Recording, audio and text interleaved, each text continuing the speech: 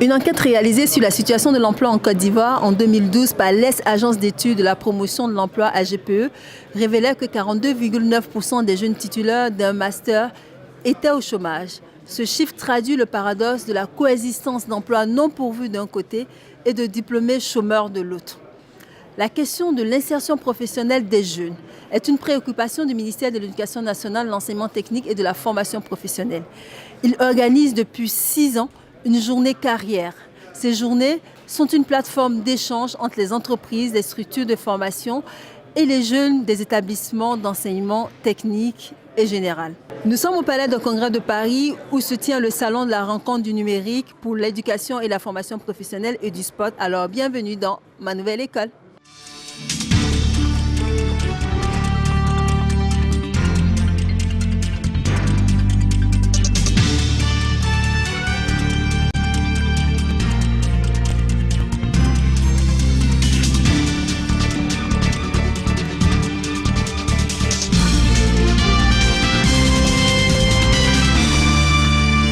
Au sommaire de cette émission, les journées carrières, un rendez-vous pour ouvrir les voies d'insertion socio-professionnelle après l'école.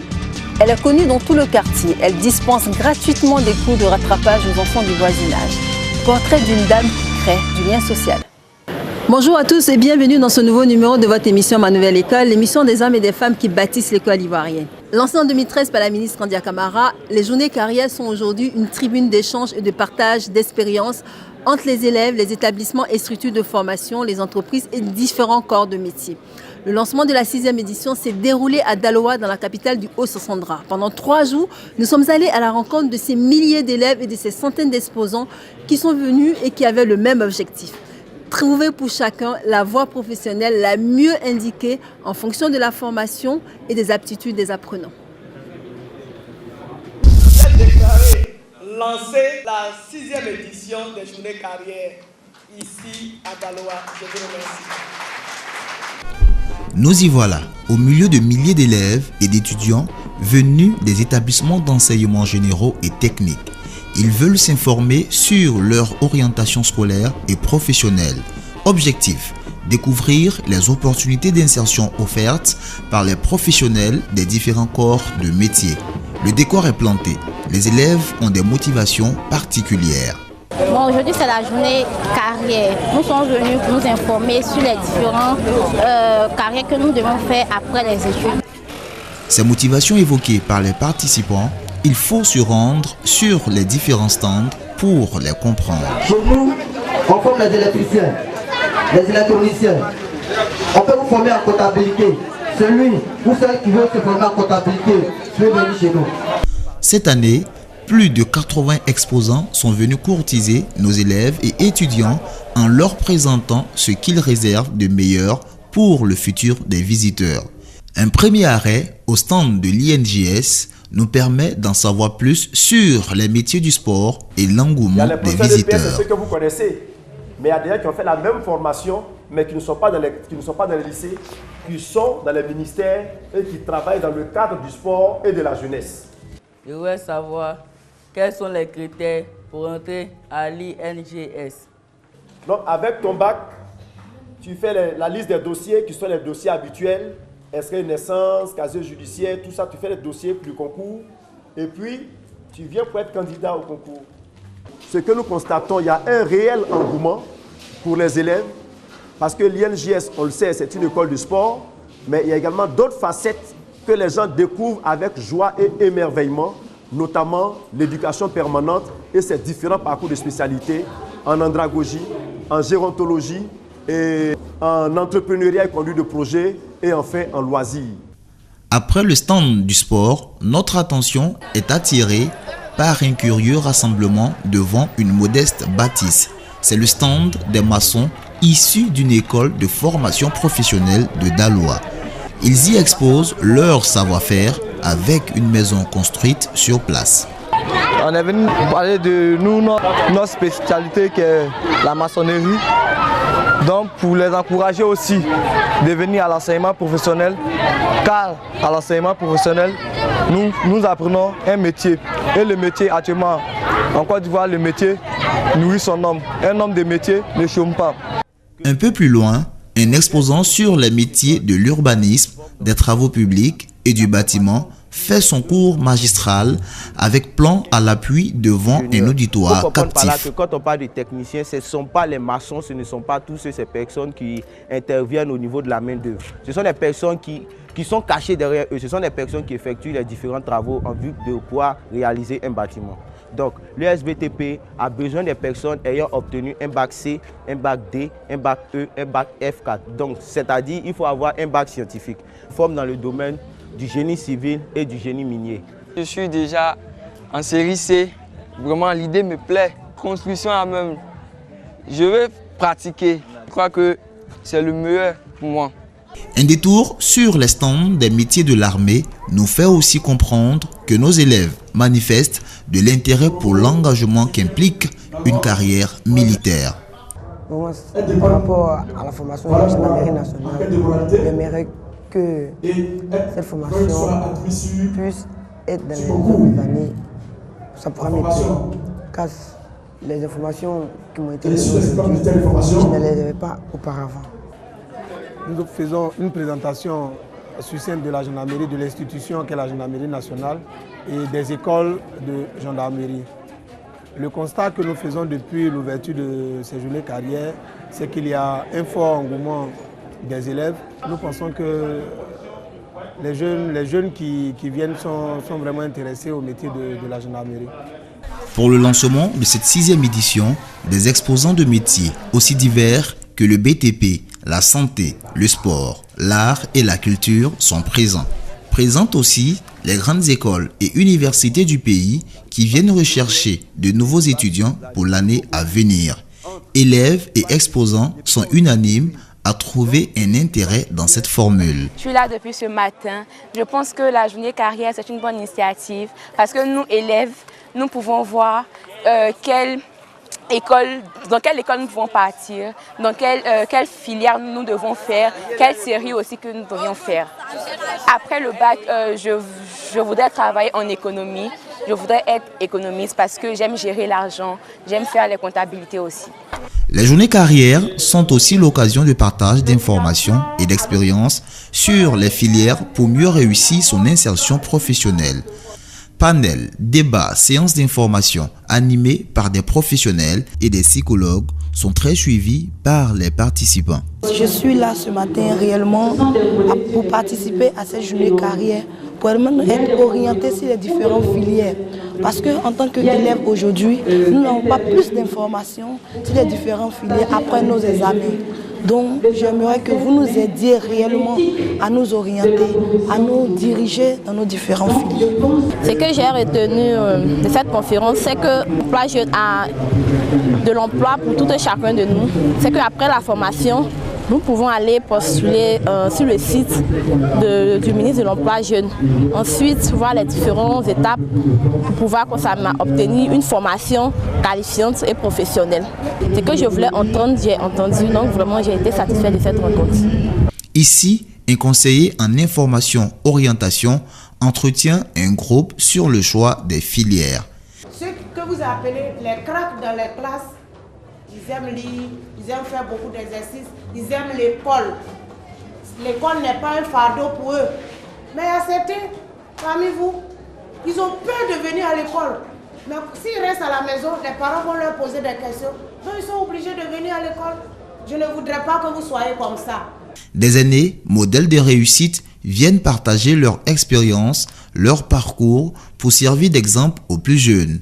Des échanges particulièrement prisés des élèves. Bien étant jeune, je me suis rendu compte qu'ici à Dawa, il n'y avait pas de juge. Il n'y en avait pas un qui était sorti de Dawa pour être juge. Je dis, mais pourquoi pas moi? Mais je suis contente de l'enthousiasme des élèves qui ont été très intéressés par mon exposé, qui ont posé des questions franches. Et moi aussi, je leur ai donné des réponses directes. J'espère que ça leur servira et qu'ils pourront s'inspirer de mon humble exemple. Chez Vie ouvrière de ces journées d'information et d'orientation, le directeur de l'orientation et des bourses, M. Jérôme Ayekoué, dresse le bilan de ces 3 jours d'échange et d'information. L'objectif majeur pour cette activité, c'est de permettre aux enfants de s'informer des filières de formation et des métiers qui existent de sorte à opérer des choix opérationnels, des choix pertinents au thème de leur vie scolaire. L'orientation scolaire était l'élément de transition qui assure le passage entre l'école et la vie scolaire. Donc aujourd'hui, cette année, on a vu 80 stands, 80 structures exposantes qui ont permis aux enfants de mobiliser les informations nécessaires, de rêver et de construire leur vie dans le futur. C'est l'objectif majeur. C'est une occasion pour nous de donner goût aux enfants à aller à l'école, de savoir que l'école débouche sur une activité lucrative, que l'école permet de se réaliser dans la vie de tous les jours. Je voudrais bien être maçon, mais comment devenir un maçon de qualité demain? Comment être un maçon différent du maçon qu'on a connu de tous les jours? Quand il sortira, il ne sera plus maçon, on l'appellera technicien en bâtiment. On attendait au minimum 100 000 élèves, mais je crois qu'on est au-delà des statistiques. Au regard de toute la mobilisation qui s'est faite ici à Daloa, nous voulons dire bravo à monsieur le directeur régional de Daloa pour avoir réussi ce pari. Pièce essentielle d'une politique plus large visant à améliorer la formation des ressources humaines, qu'il s'agit de rendre compatible avec les attentes du monde du travail, les journées carrières, après 5 ans d'existence, ont trouvé leur vitesse de croisière. La mobilisation des acteurs de l'école, des structures de formation, des entreprises et corps de métier, ainsi que des partenaires autour de la question de l'insertion socio-professionnelle des jeunes s'avère un moyen efficace de leur employabilité.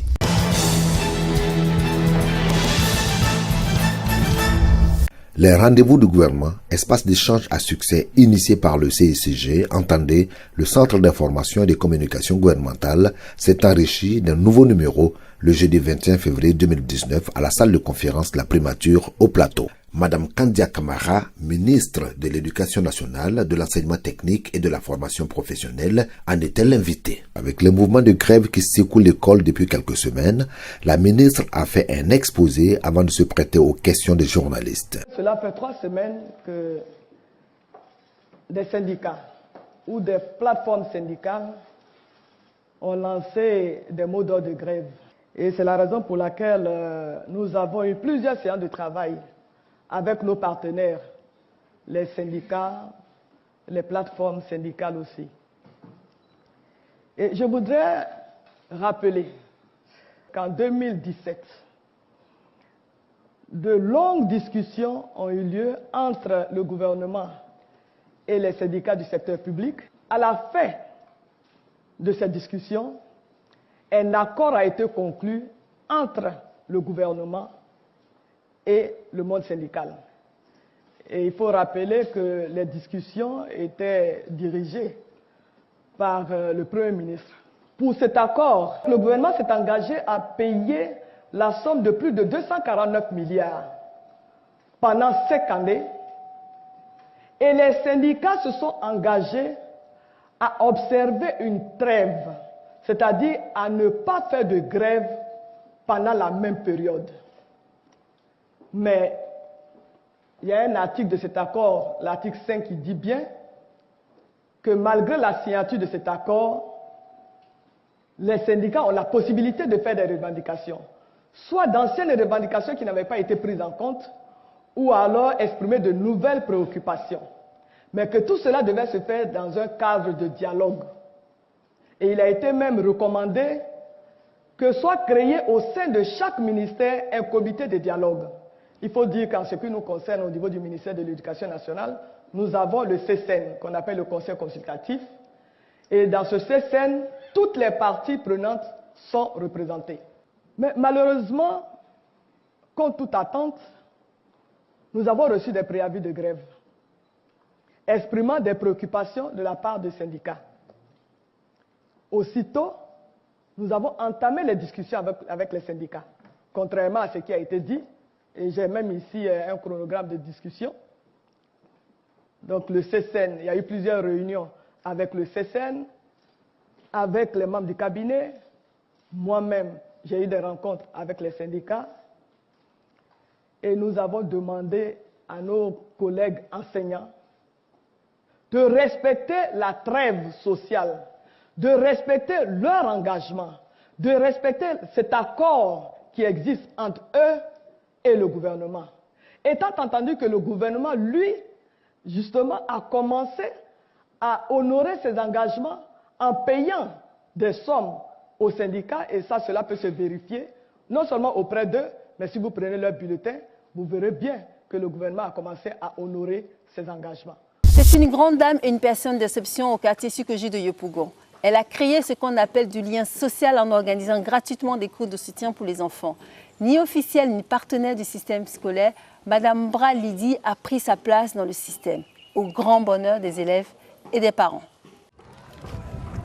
Chebaché, chebaché, chebaché, chebaché. Elle se nomme Mbra Amlan Lydie, mère célibataire de 2 enfants. Commerçante du gâteau à ses heures perdues, cette dame atypique qui réside au quartier Sikoji de la plus grande commune d'Abidjan, Yopougon, a vu son parcours scolaire prendre fin un peu plus tôt qu'elle l'aurait souhaité. Mais cet amour pour l'école, elle le rend désormais à sa manière. Dame Mbra Lydie donne bénévolement depuis 2007 des cours de renforcement à des écoliers du primaire de la classe du CE1 au CM2. Samedi, notre jour de visite, nous la trouvons attentive à chacun en compagnie d'une vingtaine d'élèves du CM1 et CM2. Au programme du jour, des révisions de leçons de conjugaison, vocabulaire, mathématiques, mais aussi des questions d'actualité dans un style bien particulier.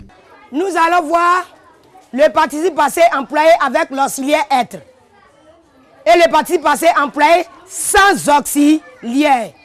Donc, qui va me dire la règle du participe passé employé avec l'auxiliaire être? Moi, madame. Oui, Désiré. Le participe passé employé avec l'auxiliaire être s'accorde un genre et un homme avec son sujet. Un banc pour elle, 2 bancs, 3 bancs, un banc, 2 bancs, 3 bancs. Donc, le participe passé employé avec l'auxiliaire être s'accorde en genre et en homme avec son sujet. Quand je partais à l'école, ma vocation était d'être une institutrice ou une journaliste. Mais j'ai opté pour l'institutrice parce que j'ai l'amour de ce métier. J'aime vraiment ce métier. Mais malheureusement, dans la maladie, j'ai arrêté les cours en classe de 4e. Et quand je suis venue, j'ai vu les enfants au quartier. En 2007, j'ai dit, mais pourquoi ne pas prendre les enfants par amour? Parce que j'aime vraiment ce métier. Donc j'ai pris 12 élèves. Sur les 12 élèves, il y a eu 3 qui ont désisté. Il y a eu 9 qui sont restés. Sur les 9, il y a eu 8 admis à l'entrée en 6e. Il y a une seule qui a échoué. L'année passée, j'ai pris 14 élèves. Tous les 14 élèves sont partis au collège. L'initiative de Madame Mbra, qui permet d'occuper les enfants tout en les instruisant, crée du lien social dans le quartier et fait l'unanimité même chez les voisins. Elle ne badine pas sur l'enseignement qu'elle donne.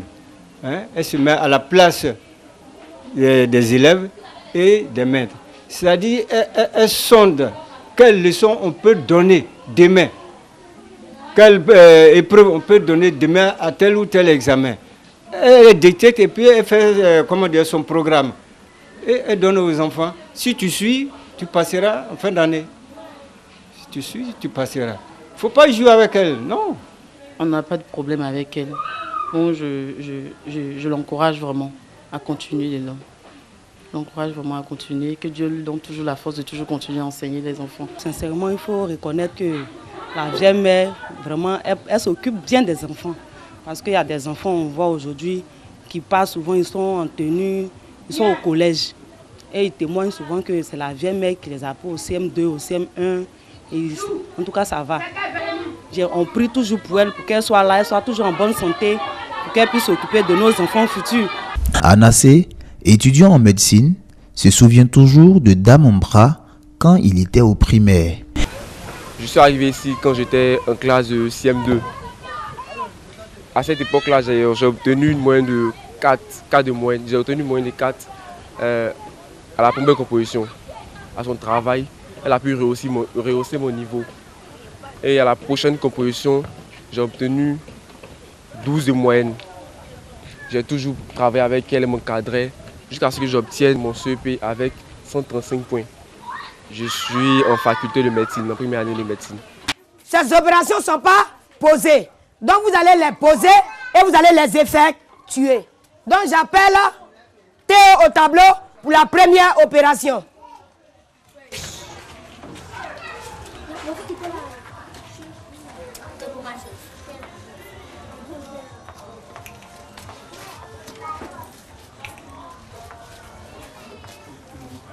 Plus 326,15. Très bien posé, Théo. C'est bien. 0 plus 5. 6 plus 1 égale 7. 6 plus 5 égale 11. Plus 8, 19. Écrit 9. Je retiens 1. 8 plus 2, ça me fait 10. Plus 7, ça me fait 17. Plus 1, ça me fait 18. J'écris 8, je retiens 1. 7 plus 4. 4 plus 3, ça me fait 7. Plus 1, ça me fait 8. Un banc pour Théo, 2 bancs, 3 bancs. Un banc, 2 bancs, 3 bancs. Quel est l'impact d'un tel enseignement sur les enfants? J'étais au CE1. Quand la maîtresse faisait les cours, je venais m'asseoir là pour la regarder. Donc un jour, elle était là faire les cours, donc j'étais assis, je l'ai vu faire les cours, donc elle dit venir m'asseoir. Donc elle m'a vu, elle dit de venir m'asseoir, elle va me montrer des choses. Même si la première composition du Nabo est à moyenne, elle va jamais te décourager. Elle va te dire toujours, il faut étudier, il faut apprendre des leçons pour travailler bien à la prochaine composition. Je suis très content d'étudier avec elle. Et je pourrais aussi apprendre beaucoup de choses dans la vie comme elle. J'étais en classe de CE1. Ils m'ont fait sauter classe en classe de CE2. Je suis partie de CE1 parce que je travaillais beaucoup en classe grâce à ma maîtresse. Je suis très content d'étudier avec ma maîtresse parce qu'elle m'a appris beaucoup de choses dans la vie. Comme je fais chaque année 100%, à la rentrée, les parents viennent vers moi pour inscrire leur enfant. Quand ils viennent, ils savent que leur enfant est dans de bonnes mains et que leurs enfants auront de très bons résultats. Raison pour laquelle, chaque année, j'ai beaucoup d'élèves. Oui, les gens se plaignent que j'ai trop d'élèves. Mais avec ces élèves que j'ai, en tout cas, j'ai fait le 100%. Une véritable complicité lie Dame Mbra Lydie à ses élèves. Et cette complicité se lie jusqu'au sein des familles où elle n'hésite pas à s'inviter lorsqu'un élève manque à l'appel. C'est le cas ici chez les Kwasi, où elle vient s'enquérir des nouvelles de l'élève Marie-Joëlle, absente au cours. Ça va, papa. Nouvelle selon l'Africain. Je suis venu parce qu'aujourd'hui, j'ai constaté que Marie-Jo n'est pas venue au cours. Merci de la visite. Marie-Jo, la maîtresse est venue demander pourquoi tu n'es pas allé au cours. Bonjour Marie-Jo. Bonjour madame. La première des choses, elle a salué. Il est vrai que c'est moi qui ai appelé, mais il faut lui dire bonjour d'abord. Bon, ma fille. Oui, papa. Excuse-moi. Effectivement, je devais arriver moi-même. Oui. Elle a un problème de santé. Je suis très, très content d'elle. Parce que, excusez-moi, si je suis dire un peu par là, malgré elle n'a pas reçu d'éducation pédagogique, mais les cours qu'elle donne là, c'est comme si quelqu'un qui a fait le CAFOP, parce qu'elle enseigne correctement, elle enseigne bien. Je suis content d'envoyer mes enfants et je continuerai à envoyer des enfants. Pourquoi? Ma fille qui est ici, qui est étudiante, a fait chez elle. J'ai vu déjà les preuves, c'est pourquoi je continue à envoyer des enfants chez elle. Je suis très content des cours qu'elle donne aux enfants. Madame Bouli dit c'est une femme sympa. Elle m'enseignait quand j'étais au classe de CM2. Grâce à elle, j'ai pu obtenir mon entrée en 6e. En tout cas, elle enseigne bien. Si tu suis tout ce qu'elle te dit à la lettre là, il n'y a pas de souci. En tout cas, c'est bien. Pour améliorer sa méthode de travail, elle n'hésite pas à solliciter certains enseignants pour lui apporter un coup de main. Tout le monde est là quand même. Ça se passe bien? Oui, ça se passe très bien, monsieur. D'accord. Vous êtes en train de faire quoi? Exercice. Exercice. D'accord. Ok. Lorsque je suis de passage dans le couloir, il y a des choses qu'elle ne comprend pas, elle me demande comment ça se passe, et bien c'est ce que je lui explique. Qu'elle a une difficulté quelque part, bon, j'essaie un peu de lui apporter mon aide. Et je pense que ce qu'elle fait, ça permet aux enfants d'être en contact avec les études. Je pense que c'est une bonne activité à encourager. Et aussi, nous invitons les parents à toujours lui faire confiance, parce que ce n'est pas la première année, il y a longtemps qu'elle fait cette activité. Et je pense que ça va bien et on a de bons résultats. Vraiment, j'ai des difficultés. Parce que je n'ai même pas de local. Donc j'enseigne devant ma maison. Les enfants s'asseyent sur les tabourets. Les bancs, je dis aux enfants de donner une somme, soit 200 francs, ou bien 100 francs. Et quand la somme est réunie, c'est cette somme que je prends pour acheter les bancs. Il n'y a pas de tableau. Je demande les tableaux et quand j'enseigne, il y a les passants qui passent. Puisque c'est une route, c'est pas joli à voir. Notre pays regorge de ce type d'initiatives privées méconnues mais très utiles. Nous essayerons dorénavant, dans ma nouvelle école, de les mettre en lumière. Voilà, c'est la fin de ce numéro consacré aux journées d'orientation et d'insertion de nos jeunes et de la e-éducation ou ETEC. Merci de nous rester fidèles, mais surtout n'oubliez pas, l'école ivoirienne c'est nous, mais c'est surtout vous qui la construisez chaque jour. Rendez-vous le dernier dimanche du mois prochain pour un autre numéro de votre émission, Ma Nouvelle École.